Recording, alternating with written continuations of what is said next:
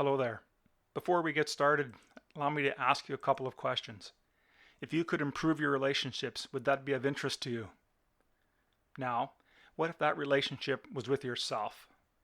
I think we all know the answer to that is a hell yeah.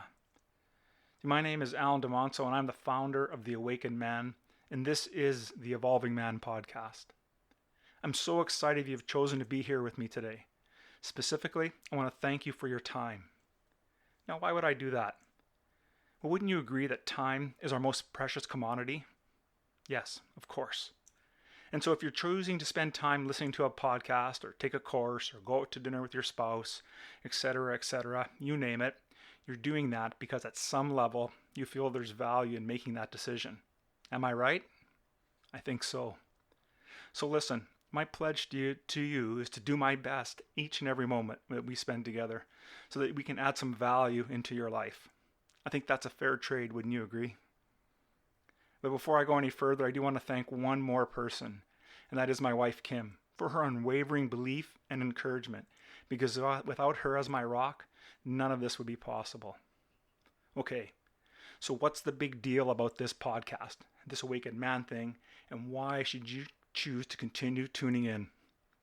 Well, let's start by answering the question, who is this podcast for? Well, it might seem obvious, but let's take a little bit deeper look. You see, this podcast is for men who are tired of hiding from their wives, their children, their communities, and especially from themselves. It's for men looking to find meaning in their life. It's for women who want to know more about what's going on in their man's head and his heart. It's for couples looking to strengthen their relationship or get them back on track. And it's for anyone interested in creating a life of purpose on purpose. In other words, wanting to leave a legacy. So what are you going to get out of all this?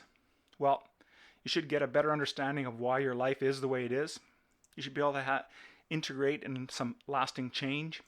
And you should be able to be surrounded with like-minded men. So let me tell you a little bit about the vision that I have for the Awakened Man.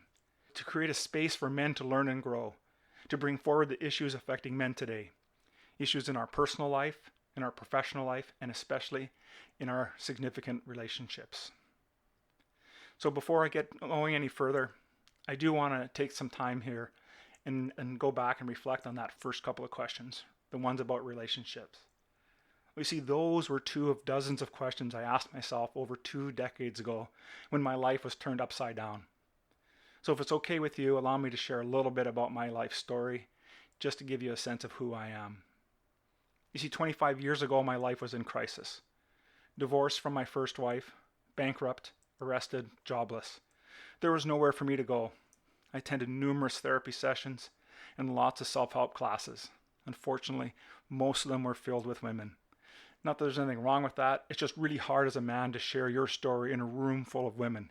And I think most of you would agree with me. Then 5 years ago, I just about screwed up my second marriage.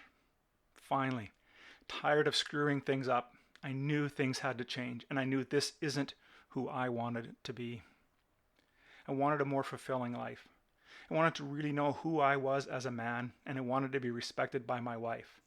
So I had to change. So who am I? Well, I'm an Olympic chef, silver medalist chef in the 92 Culinary Olympics. I became trained in classic NLP and hypnotherapy and trained in emotional intelligence. And I'm an executive and a life coach. You see, what I learned about myself along my journey is that success is not an accident. Winning the lottery is an accident. I was living a very superficial life. While my work was successful, my personal life sucked. Even with the successes at work, I had no confidence or self-esteem to truly master my profession. Instead, I hid my desire to succeed because I was afraid of the what-if factor. You know, what if I worked more hours learning from other great chefs? How much better would my career have been? What if we moved to get a new lease on life? What if I wasn't meant to do this for a career? What if I've hit my plateau? What if? I had no personal definition for success. You see, at the time, my values and beliefs were on things outside of my control. What others thought of me, what others said about me, how I looked, that I was liked. None of this served me, only the others that I was trying to serve, which was a total farce. It was because I believed I wasn't worthy of others' acceptance or friendship. I knew things had to change, and change dramatically if I was to have any real chance of fulfilling a life of purpose. So what needed to change? Hey, lots of things needed to change, obviously. My definitions for life. So I started to research and do some soul searching, really, to think about what could I do and how could I live my life better. So I looked at this thing called the Wheel of Life, and I started asking more questions. What did success mean in each part of the Wheel of Life? What is my definition of being a man? What legacy do I want to leave behind? What kind of father do I want to be? What kind of husband do I want to be? And what kind of father and husband do my kids and my wife need me to be? See, I needed to take a long, hard look in the mirror and admit a few things. And these were really tough for me to admit. I had to admit that it wasn't my wife's fault that our marriage wasn't what I wanted it to be. It wasn't my wife's fault that she didn't know the things she did irritated the hell out of me. It wasn't my kids' fault that I was a distant father and that they have no time for me now. It wasn't my work's fault either that I felt unvalued. It wasn't my parents' fault for not instilling in me that I could be whatever I wanted to be. It wasn't my basketball coach's fault that we finished second at provincial finals. And it wasn't his fault that I carried that second place finish with a loser mentality, thinking I could never be number one. What bullshit is that to carry around for a lifetime? In the end, it was my fault for looking at others to blame instead of owning my own stuff. It was time to start taking responsibility for my life. No one else has a responsibility, only me. And you have the same choice, my friend. So what ultimately was changing? Lots of things were starting to shift and change inside of me. Ultimately, I shifted from an outward focus to an inward focus, looking to really truly discover who I was as a person. In other words, I was going to live life by my definition and not by society, not by my wife, and not by my work or peers. See, ultimately, I wanted a life of significance, and it wasn't going to happen until a few other things had to change. I think you can start to get the idea. You bet. I stopped blaming others for my shortcomings, and I started to take full responsibility of where I am in life and where I was heading. I redefined my life purpose, grounded myself in a spiritual practice that included meditation, the study of all the great scriptures of the world, and the study of great men of the past and present. I created a vision for my life based on core values that were important to me, which I'll touch on in a little bit. I went back to school and studies everything I could about self-esteem, leadership, relationships, cognitive and behavioral practices, neuroscience, etc. You name it, I took the course, I bought the book, I became certified in as much as I could. Then I started putting it into practice. Each day I reviewed my efforts. How much better was I getting? Basically, I worked at improving my relationship with myself. Finally, I doubled down on my efforts to improve my relationship with my wife and my kids. My wife and I started a little game that really helped us stay present in our marriage. We didn't have a name for it. We just did it once a week. We would ask ourselves, on a scale of 1 to 10, where is our relationship? If either one of us gave a 7 or less, we asked what could we do to get back to at least a 7. Then, as the week would go along, we got caught up with each other and doing something grateful. Then we'd say, hey, that was a really great job, hon. You can come back again next week. It was a little tongue-in-cheek way to let each other know that we valued the other person's abilities and efforts in our relationship. It helped really keep us present. So what can you expect from me and this evolving man? Well, what does it really mean for you? The evolving man and the awakened man teaches men how to think, not what to think. We're going to help you create your definition of manhood by answering some questions like, what does a life of significance look like to me? So you're no longer alone on a journey. This is a brotherhood of like-minded men, and we live by 10 core values that I call precepts. We use them as guideposts for our evolution. So when I stopped to think about how my life changed, these were the 10 things that came up, and putting them into practice will do the same for you. I suggest most men like structure. So in saying that, you'll get enough structure here to keep you on track while granting enough freedom to maneuver as you need. Again, it's your life, it's no one else's. And while this is a group of like-minded men, we hold each other accountable for our ambitions, objectives, and whatever else we're trying to accomplish. In essence, we help each other grow. It ultimately means that you're supported along your journey. There's no strings attached. There's no tiptoeing around topics. We deal with our feelings and express them with kindness and respect, even though sometimes it may not feel that way. You see, life isn't always unicorns and fairy tales. That's kid stuff.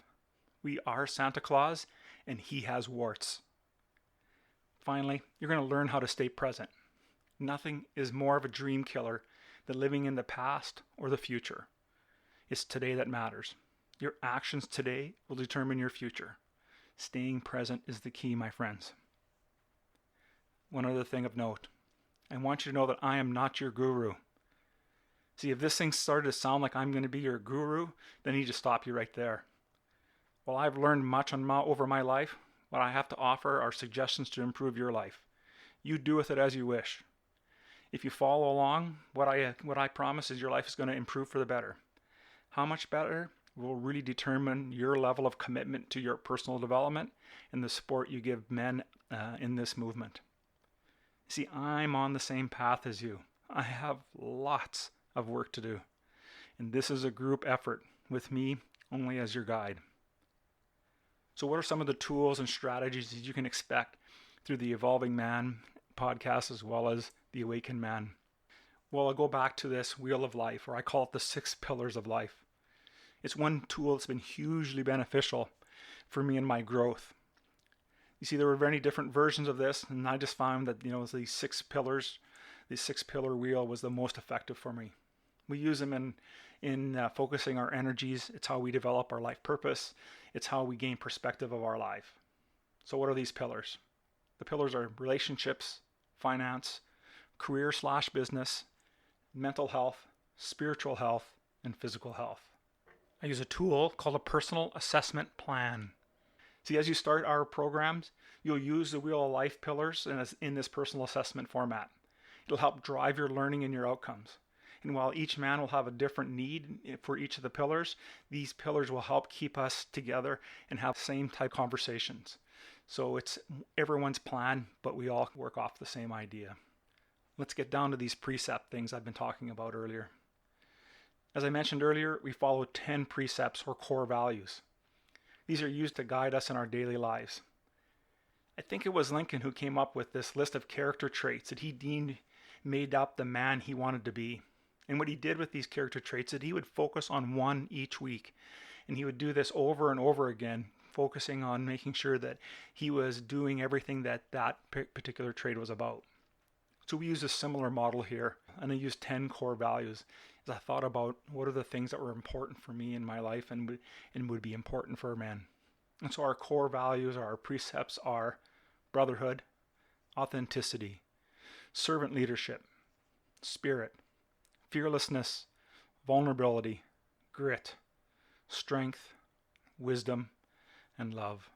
When we put all of these 10 precepts together and we start to incorporate them in our lives become so much better. Again, it's another piece to the foundation. There isn't any one silver bullet, my friends, as I found throughout the years. You need several different things to pull levers to be able to pull on that allow you to have a more successful life. And so how does all of this come together? This all comes together in what I call a weekly men's circle, the Band of Brothers. It's a foundational community building program. It's where men get together to share, learn, and grow. There's no sacred cows in this brotherhood. We tackle everything from relationships to self-development, the man box, marriage, etc. In total, I came up with 5 modules with 50 plus topics, each with a personal assessment plan that I mentioned earlier, so that you get the most out of the modules. Men are provided with downloadable content, videos that drive home key points, simple assignments, and thought-provoking questions to help challenge us each week. Men get the most out of this value when they're the ones that do the work and participate. If you're going to be a backseat driver or a passenger, you're not going to do well in this group. Now, while there's no specific order to take these modules, men are required to take Living a Life of Purpose as their first module, as this is the module that we create our life purpose, our mission statement, and our vision statement, all of which are the keys to living a more fulfilling life. Now, there's still tons more that's under development, including an in-depth training on some of these topics. I have a mastermind group also called Bladesmith Brigades, where men get put together into action the learnings that they got from the modules. We create a personal balance scorecard where they get to tackle things that are the most important for them, and we do this in 90-day sprints. But really, in the end, what does this all mean for the podcast? Well, each week I'll discuss different aspects of the Awakened Man program. Topics will come from these 5 modules and 50 topic headings, while others will happen from the daily events that are important that are happening in the world today. The point of the podcast is to ensure, as I said earlier, that you get something out of the time you're going to spend with me today. So how long can you anticipate any episode to last? Well, the latest statistics say that the average commute time is 24 minutes. So my goal then would be to have a podcast last between 15 and 20 minutes. That's enough time for us to dive into a topic, chew on a few ideas, and then send ourselves on our way for the day. Frequency? Well, the goal is to put out a podcast at least 2 times a week. Overall, you're going to have ample content coming from me in some different form. So to close out today, I want to ask that you check out my website at www.theawakenedman.net and sign up for my weekly newsletter. Like me on Facebook by the same name, and follow me on Instagram at theawakenedman2020. Thank you for joining me today, and stay strong, my brothers.